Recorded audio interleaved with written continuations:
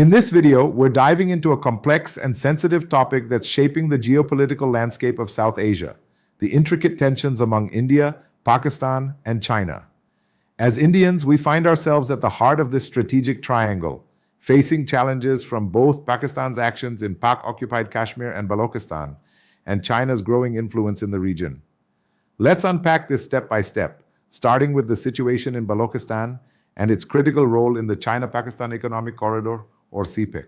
Picture a Pakistan Navy guard standing watch at Gwadar port in Balochistan.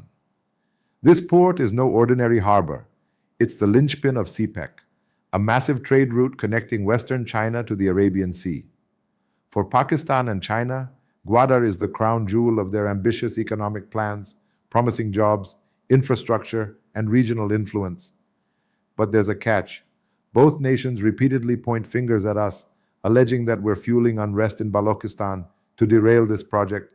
They claim our intelligence agency, RAW, has a special cell with a massive budget to arm and finance Balok militants like the Balochistan Liberation Army to attack CPEC infrastructure, roads, ports, even Chinese engineers. Pakistan's military leaders have been vocal about this since at least 2017, and China's state media, like the Global Times, has echoed these accusations, claiming we're providing money, weapons, and training to terrorists. They point to attacks like the 2023 Mastung bombing, which killed nearly 60 people, as evidence of our supposed involvement. They even cite our Prime Minister's 2016 remarks about human rights in Balochistan as indirect proof of our meddling. This narrative paints us as the villain, a spoiler trying to sabotage their economic dreams. But we deny these claims outright, seeing them as a tactic to deflect from Pakistan's own struggles with its ethnic insurgency and to justify their heavy-handed security measures in Balochistan. For China, backing this story protects their massive CPEC investments. The truth? These accusations have poisoned our already tense relations with both nations, and Gwadar remains a flashpoint. Now, let's talk about a recent incident that brought these tensions into sharp focus: the Jafar Express train attack in Balochistan. On March 11, 2025, Balok militants from the BLA hijacked a passenger train carrying over 400 people in the Bolan region. For 36 hours, they held hostages in a dramatic standoff with Pakistani forces. The attackers were heavily armed, showing a level of coordination that stunned observers. Eventually, Pakistan's special forces launched Operation Green Bolan, storming the train, killing 33 insurgents, and freeing the passengers. But what came next was predictable. Pakistan's military pointed the finger at us, claiming we orchestrated the attack through our intelligence network, with the BLA acting as our proxies. They even suggested the militants were communicating with handlers in Afghanistan, ultimately taking orders from us. At the United Nations, Pakistan's representatives hinted at credible evidence of our involvement, though we dismissed these accusations as baseless, accusing Pakistan of externalizing its own security failures. This incident didn't just escalate tensions, it deepened the distrust. Pakistani media claimed they found Indian weapons with the militants, while our media highlighted Pakistan's inability to control Balochistan. Even China got involved, alarmed by the BLA's direct warning to Beijing to leave the region. The Jaffar Express attack showed how Balok Unrest, CPEC, and our rivalry with Pakistan are dangerously intertwined. The Balok insurgency isn't just a local problem. It's a serious threat to Pakistan's stability and China's economic ambitions. CPEC was sold as a game changer for Pakistan, promising nearly 200,000 jobs and new highways, ports, and power plants. Balochistan, with Gwadar at its heart, is central to this vision. But constant attacks by Balok militants have disrupted construction, killed Chinese workers, and forced companies to halt projects or evacuate staff. Over a dozen Chinese nationals have died in these attacks, and the unrest is scaring away investment. Pakistan's response has been to militarize Balochistan, deploying over 15,000 troops to protect CPEC projects and Chinese personnel. Checkpoints and convoys are everywhere, but this has only fueled local resentment, with Balok residents feeling like they're under occupation. Despite these measures, the attacks continue: bombings, ambushes, pipeline sabotage. For China, this isn't just Pakistan's problem, it's a direct threat to their Belt and Road Initiative. So both nations double down on blaming us, pointing to cases like the 2016 arrest of Kulbhushan Jadhav, an alleged Indian spy, as proof of our interference. They claim he confessed to meeting Balok insurgents and planning subversive acts. While independent analysts question the lack of hard evidence, this perception has cemented a China-Pakistan narrative that we're the masterminds behind Balochistan's chaos. A 2021 suicide bombing that killed 9 Chinese engineers only deepened their resolve to close ranks against us. This brings us to the broader China-Pakistan partnership, often called an all-weather friendship. It's a strategic alliance that spans military, economic, and diplomatic fronts, and it's increasingly aimed at countering us. China sees Pakistan as a key ally in South Asia, a counterweight to our growing influence. Pakistan relies on China for weapons, loans, and diplomatic cover. Together, they've built a formidable military partnership, with China supplying Pakistan's jets, tanks, and missiles, and conducting joint exercises like the Shaheen air drills and Sea Guardians naval operations. Recently, Pakistan reportedly used a Chinese-supplied J-10C fighter to down one of our Rafale jets, a propaganda win for both. Diplomatically, China shields Pakistan at the UN, blocking sanctions on Pakistan-based militants and subtly backing Pakistan's stance on Pak-occupied Kashmir. Economically, China's loans and CPEC investments give Pakistan breathing room while giving China a loyal partner on our western flank.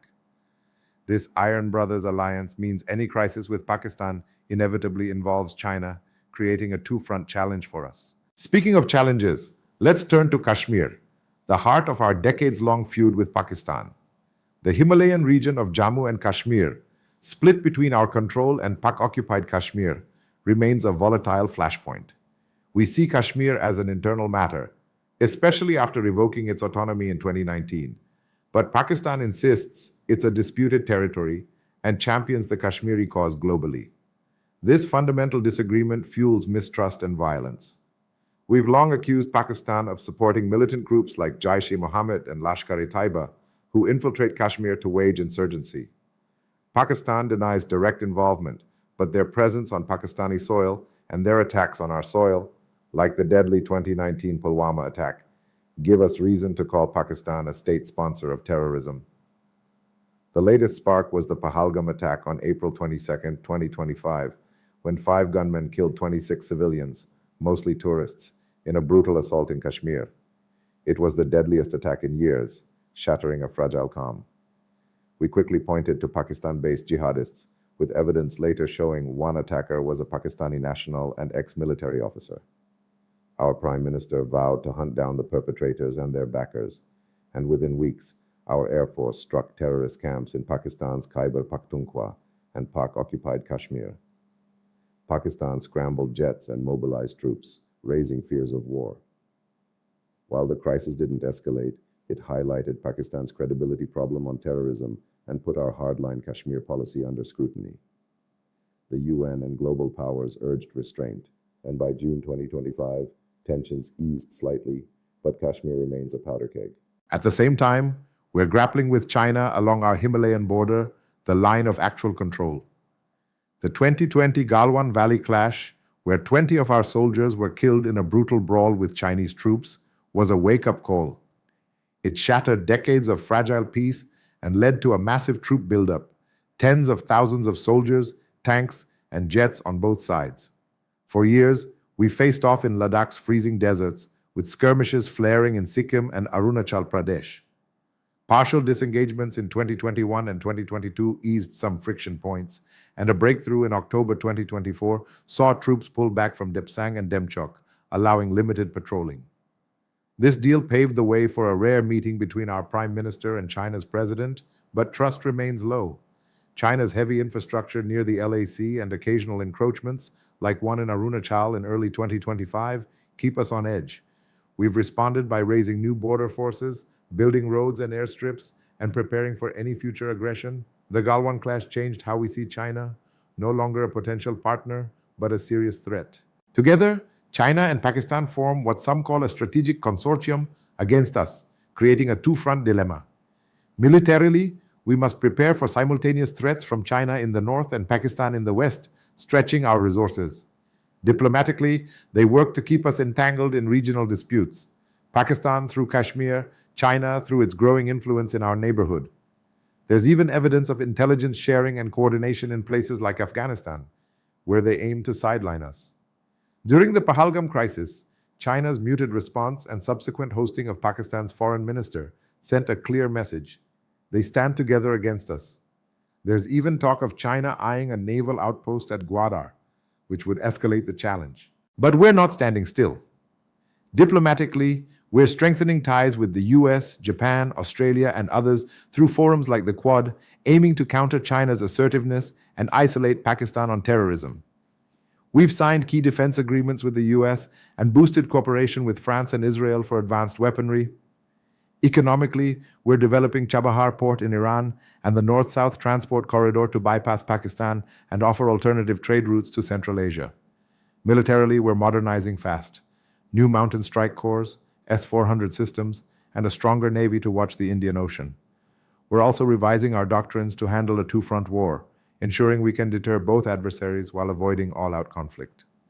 In global forums, we highlight Pakistan's links to terrorism and question China's reliability, positioning ourselves as a stable, democratic alternative.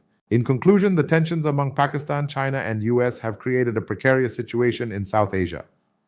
Pakistan and China's accusations that we're fueling unrest in Balochistan to sabotage CPEC have drawn them closer, at our expense. We face a restive Kashmir, where Pakistan's proxy war continues, and a Himalayan frontier where China's military looms large. This two-front challenge tests our resolve, but we're responding with diplomacy, military strength, and a vision for regional leadership. The risks are high. All three nations are nuclear powers, and a misstep could spark a wider conflict. Yet, there's hope.